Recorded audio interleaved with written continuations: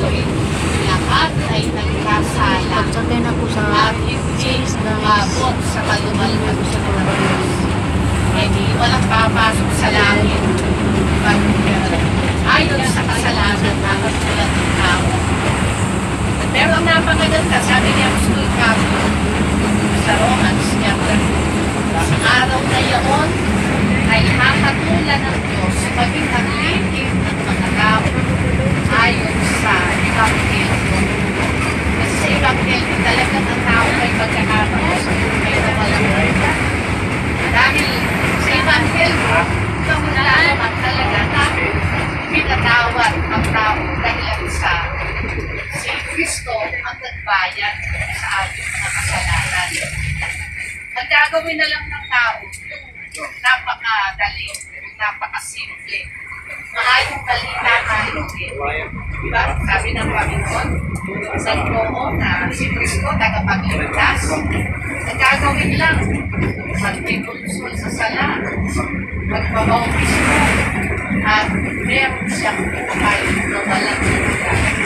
Kasi kapag ito ang pinag-usapan sa panahon ito ng headline, kasi Ebanghelyo ang maligtasan.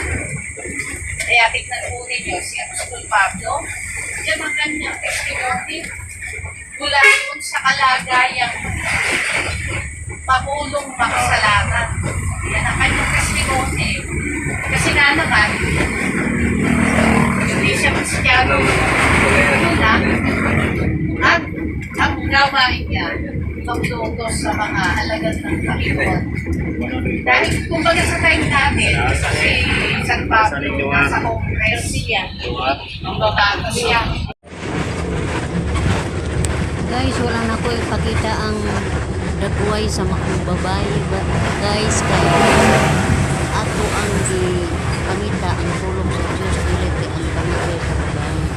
Punto nga wa pinapaiya ko ano iya ko.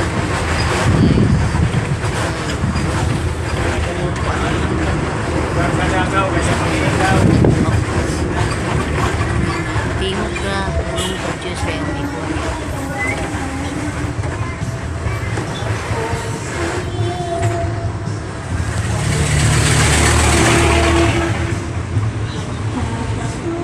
Guys, sukat masukat karon pa ko bagat yun ato ba nga tulong sa Diyos sa pajabog ako kung iwakli na naaman siya yun ipapili jud ko sa Ginoo kung ako ba jud kung ipakuan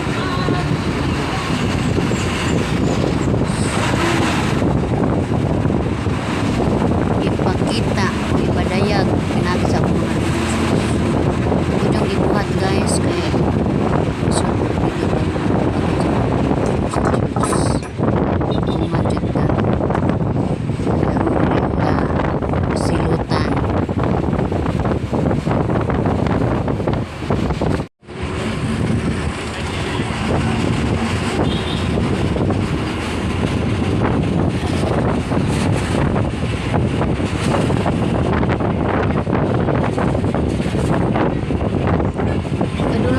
sa Luway guys, Luway Bridge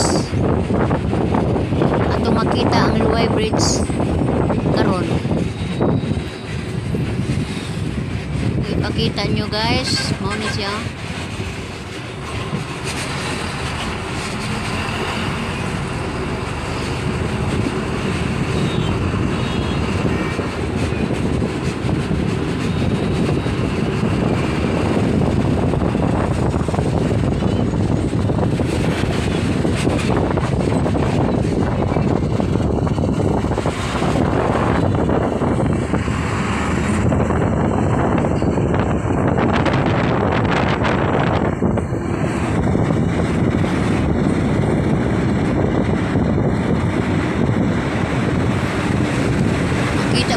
ang ilang munisipyo guys tanawan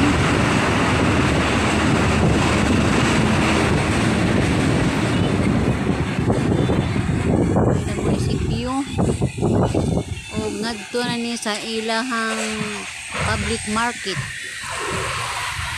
bagong public market nila guys at makita sa ang market sa Luway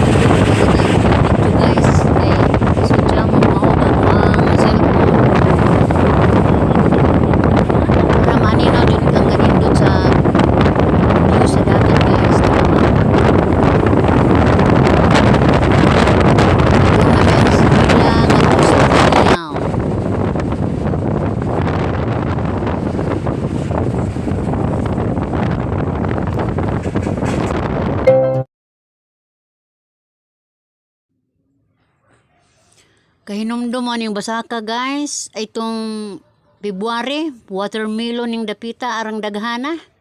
Karon na kuan na tubas na wa nay watermelon. Murag humay na ilang ipuli ani guys.